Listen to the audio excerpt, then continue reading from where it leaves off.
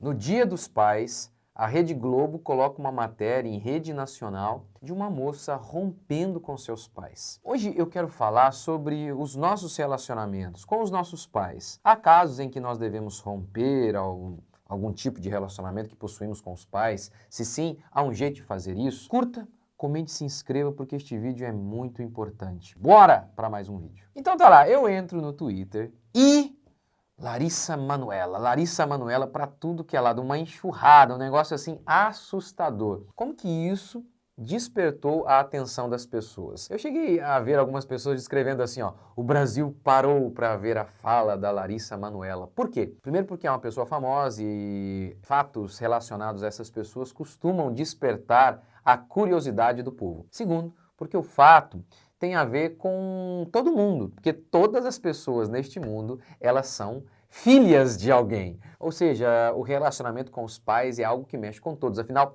todos sem exceção são filhos. Nem todo mundo é jogador, nem todo mundo é artista, nem todo mundo é pastor, mas todo mundo é filho. E nesse caso foi o rompimento de filho com os pais em rede nacional. Eu não sei quem está certa, Larissa ou os pais, acho que eu não tenho condição de opinar sobre isso e acho que nem dever. Mas é impressionante a tara da esquerda, e é sobre isso que eu quero falar, a tara da esquerda pela destruição da família. No Dia dos Pais, gente. Ao invés de homenagear os pais, não. Temos uma moça rompendo com seus pais em rede nacional. É um negócio assim diabólico. E aqui eu nem estou acusando a moça, eu acho que não é assim que se resolve as coisas.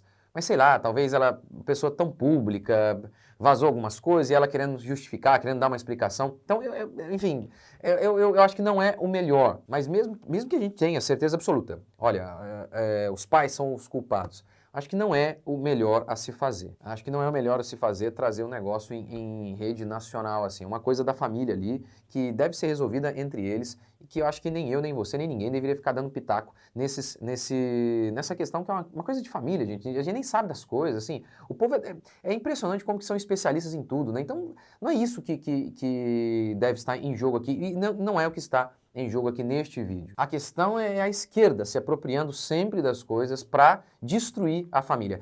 Eu vi uma jornalista que, ela era da Globo, não sei se ainda é, Gabriela Prioli, soltando uma fala, e soltou essa fala ontem, o que parece assim, tem tudo a ver com o caso. Veja a fala dela. Eu vejo muita gente sofrendo porque tem pais que são tóxicos, pais que fazem mal e se sentindo pressionados a não romper esses vínculos, porque afinal é pai, é mãe. Podemos extrapolar. O vínculo afetivo pode vir de qualquer lugar. O vínculo afetivo pode vir de qualquer lugar, ela disse. Não precisamos olhar para essa natureza que está posta. Ela importa menos. O que importa é o que a gente faz nas nossas relações. Tá vendo? A questão natural do sangue entre o pai e filho. Não, isso aí isso aí não é muito importante, não. Rapaz, essa ideia ela é muito parecida com a ideia de todos os regimes ditatoriais do século passado. O sangue, a família, não é o mais importante. Talvez esse repúdio pela família comece com Platão. Para Platão, as crianças deveriam ser criadas pela sociedade.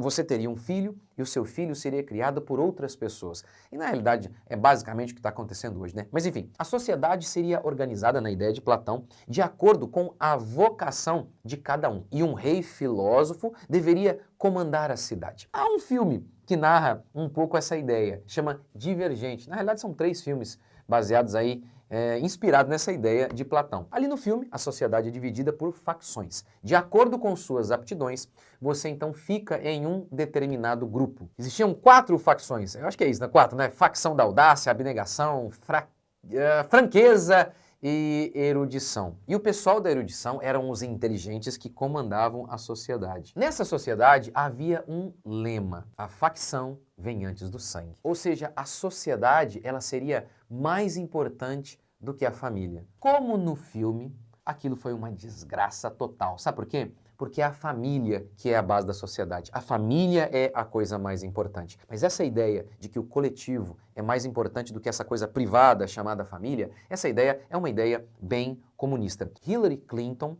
escreveu um livro chamado Aldeia. O autor de Fascismo de Esquerda comenta o livro dela e diz o seguinte, olha, era a ideia de uma sociedade socialista em que a sociedade seria uma grande família. Mas Basta olharmos o que aconteceu no século passado, todos esses regimes totalitários, eles visavam a destruição da família. A sociedade seria a família.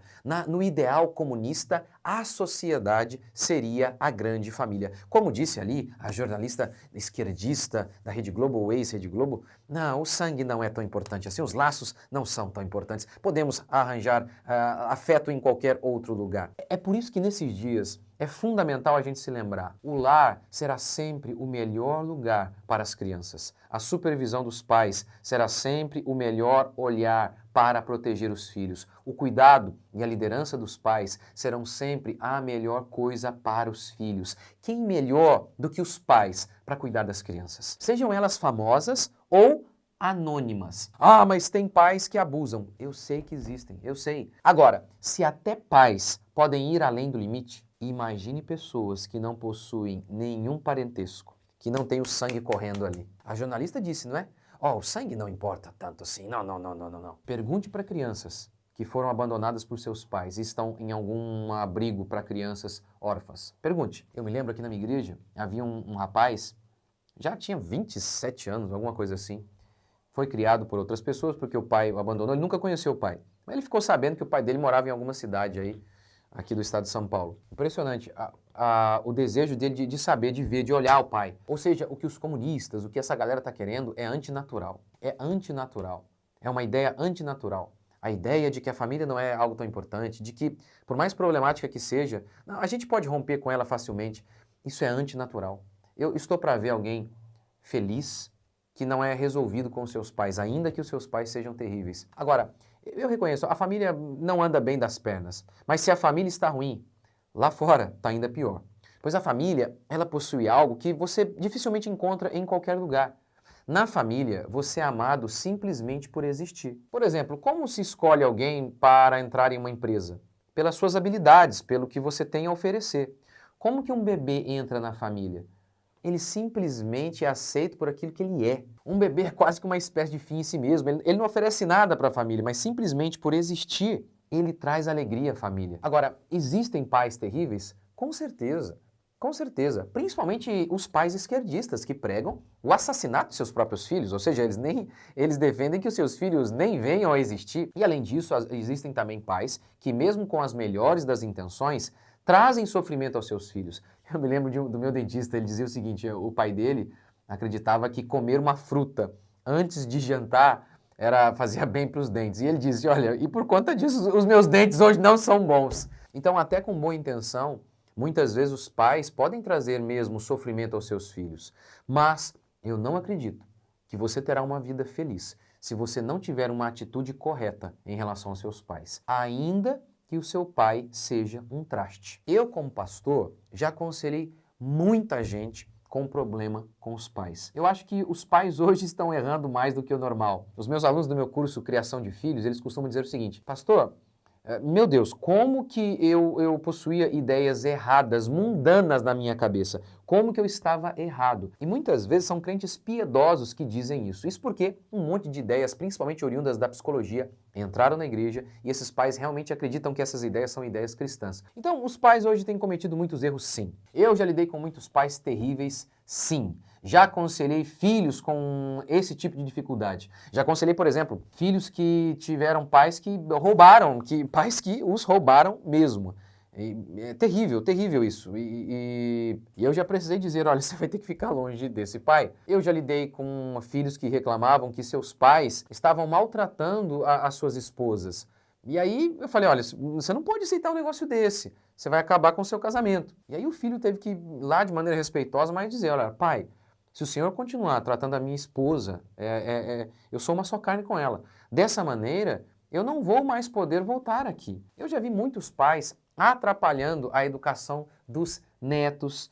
E aí os filhos tiveram que falar, pai, o senhor, eu sei, na melhor das intenções, não está fazendo o que é correto. Enfim, então eu já tive muitos contextos assim, em que os pais estavam sendo um peso para os filhos.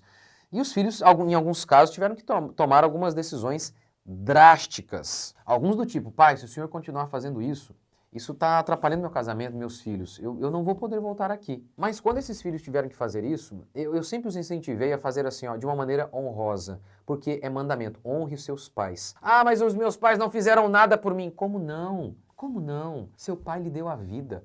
Sem isso, você nem hoje poderia estar aqui para discordar do seu pai e para seguir o seu próprio caminho. Então, se tiver que romper, nem que seja momentaneamente, enfim, faça isso de maneira honrosa. Se você não tiver nada para falar de bom dos seus pais, então não fale nada. Além do fato, ó, aqui eu estou falando de pais que muitas vezes realmente prejudicam seus filhos. Mas a gente também tem, por outro lado, um outro cenário. Muitos jovens que hoje chamam seus pais de tóxicos, mas daqui a alguns anos vocês vão ter filhos. E aí vocês vão entender que aquilo que o seu pai estava fazendo para você, por você, que você hoje acha, nossa, que desgraça, um dia que você tiver mais filho ou que você for mais maduro, você vai falar, puxa, meu pai estava me protegendo. E eu chamando aquilo de opressão, de desgraça. E pense nisso, se os seus pais que te amam, eles podem te fazer sofrer, imagine lá fora.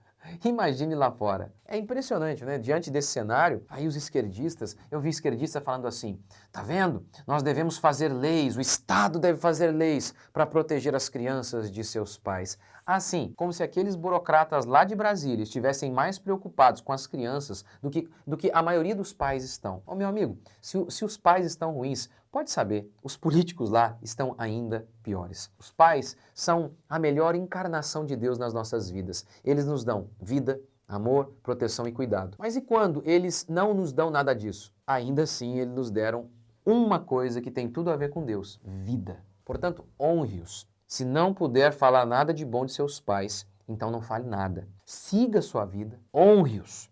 Mesmo que eles não mereçam nada, honre-os assim. Se não puder falar nada de bom de seus pais, então não diga nada. E aí eu tenho certeza, fazendo assim, você vai poder ter uma vida feliz e abençoada. Não dá para ter uma vida feliz desonrando aqueles que nos deram a vida. Por piores que eles sejam, se não puder falar nada de bom deles, então não fale nada, siga o seu caminho, perdoe-os e eu tenho certeza que Deus vai te abençoar. Até o próximo vídeo.